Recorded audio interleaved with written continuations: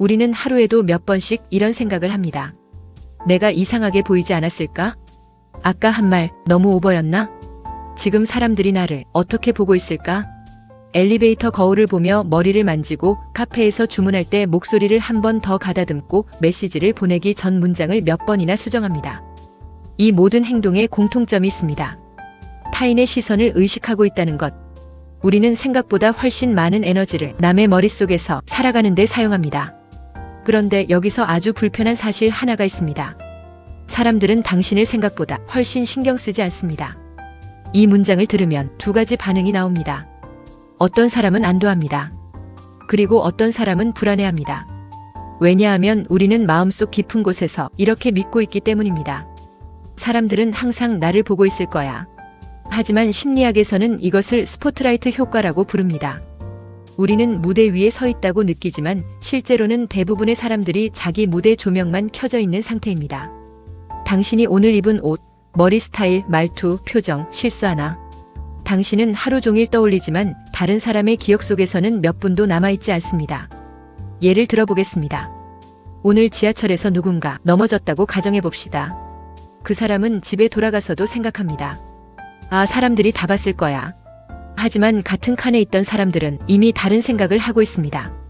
오늘 할 일, 돈 걱정, 인간관계, 미래, 휴대폰 알림. 타인의 머릿속은 이미 자기 인생으로 가득 차 있습니다. 여기서 중요한 질문이 생깁니다. 그런데 왜 우리는 이렇게까지 타인의 시선을 두려워할까요? 그 이유는 아주 오래된 생존 본능 때문입니다. 인류의 대부분의 역사에서 집단에서 밀려나는 것은 단순한 불편함이 아니라 생존 위기였습니다. 혼자가 된다는 것은 보호받지 못한다는 의미였고, 먹지 못한다는 의미였고, 살아남기 어렵다는 의미였습니다. 그래서 우리의 뇌는 지금도 타인에게 어떻게 보이는가를 생존 문제처럼 처리합니다. 문제는 여기서 시작됩니다. 현대 사회에서 사람들의 시선은 더 이상 생존을 좌우하지 않습니다. 하지만 우리의 뇌는 여전히 원시 시대의 설정값 그대로 작동합니다.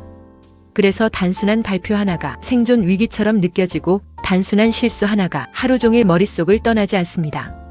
이것이 바로 사회적 불안이 만들어지는 방식입니다. 그리고 이제 가장 중요한 이야기를 시작해야 합니다. 우리가 평생 착각하며 살아온 것 하나. 우리는 사람들이 우리를 평가한다고 믿지만 사실 대부분의 사람들은 자기 자신을 평가하느라 바쁩니다. 생각해보면 이상한 일입니다. 우리는 길을 걸을 때도, 카페에 앉아 있을 때도, 회사에서 회의를 할 때도 늘 보이지 않는 관객 앞에 서 있는 것처럼 행동합니다. 표정 관리, 말투 관리, 자세 관리, 이미지 관리. 마치 보이지 않는 카메라가 항상 나를 촬영하고 있는 것처럼 살아갑니다. 하지만 실제 현실은 정반대입니다. 다른 사람들도 똑같이 보이지 않는 카메라를 의식하며 살아가고 있습니다. 즉, 당신이 누군가의 시선을 의식하는 순간 그 사람도 다른 누군가의 시선을 의식하고 있습니다. 모두가 서로를 의식하지만 정작 누구도 서로를 자세히 보지 않습니다. 이것을 이해하면 한 가지 깨달음이 생깁니다. 우리는 서로의 인생에서 주인공이 아니라 잠깐 등장하는 엑스트라에 가깝습니다. 당신이 오늘 길에서 본 사람들의 얼굴을 떠올려 보세요. 몇 명이나 기억나나요? 아마 거의 기억나지 않을 겁니다. 하지만 그 사람들 역시 당신을 거의 기억하지 못합니다. 이 사실은 조금 허무하게 들릴 수 있습니다. 하지만 동시에 엄청난 자유를 줍니다. 왜냐하면 우리가 평생 두려워했던 것의 정체가 생각보다 작기 때문입니다. 사람들은 우리를 평가하기 전에 이미 지쳐 있습니다. 자기 삶을 유지하는 것만으로도 충분히 바쁘기 때문입니다. 그래서 누군가 당신을 이상하게 봤다고 느낄 때 그 사람은 사실 이렇게 생각하고 있을 가능성이 큽니다. 오늘 저녁 뭐 먹지? 아까 보낸 메시지 답장 왔나? 이번 달 카드값 어떡하지? 즉, 우리는 남의 머릿속에서 생각보다 빠르게 사라집니다. 그럼에도 불구하고 사회적 불안은 왜 이렇게 강할까요? 그 이유는 우리가 타인의 기억이 아니라 타인의 가능성을 두려워하기 때문입니다. 혹시 나를 이상하게 생각하면 어떡하지? 혹시 나를 싫어하게 되면 어떡하지? 혹시 내가 창피해 보였으면 어떡하지? 실제로 일어나지 않은 평가를 머릿속에서 먼저 만들어버립니다. 그리고 그 상상 속 평가에 스스로 상처받습니다. 즉, 타인이 우리를 힘들게 하는 것이 아니라 우리가 상상한 타인이 우리를 힘들게 합니다. 이게 사회적 불안의 핵심입니다. 현실의 사람보다 머릿속 사람의 영향력이 더 커지는 순간 우리는 점점 더 자연스러운 행동을 잃어버립니다. 하고 싶은 말 대신 무난한 말을 선택하고 하고 싶은 행동 대신 안전한 행동을 선택합니다. 그리고 시간이 지나면 이 질문이 마음속에 남습니다. 나는 왜 점점 나답지 않게 살고 있을까? 이제 마지막 이야기를 해보겠습니다. 만약 사람들이 정말로 우리를 그렇게까지 신경 쓰지 않는다면 왜 우리는 여전히 자유롭게 행동하지 못할까요? 그 이유는 아주 역설적입니다. 우리는 타인의 시선이 아니라 타인의 기억 속에 남을 이미지를 관리하며 살아가기 때문입니다. 좋은 사람으로 보이고 싶고, 똑똑해 보이고 싶고, 성숙해 보이고 싶고, 실수 없는 사람처럼 보이고 싶습니다. 문제는 여기서 시작됩니다. 이미지를 관리하는 삶은 항상 긴장을 동반합니다. 이미지는 유지해야 하기 때문입니다. 그래서 우리는 점점 더 자연스러운 반응 대신 괜찮은 반응을 선택하게 됩니다. 웃고 싶지 않아도 웃고 싫어도 괜찮다고 말하고 불편해도 참습니다. 이 과정이 반복되면 사람들은 점점 지치기 시작합니다. 왜냐하면 연기는 에너지를 많이 쓰기 때문입니다. 그래서 집에 돌아오면 이유 없이 피곤해지고 혼자 있을 때 갑자기 무기력해집니다.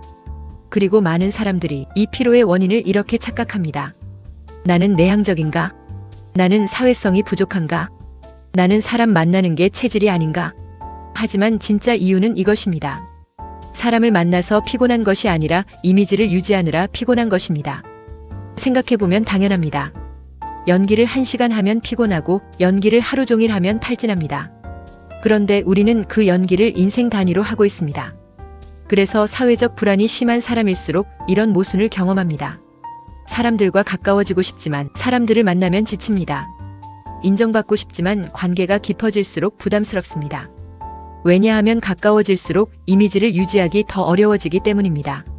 하지만 여기서 아주 중요한 전환점이 있습니다.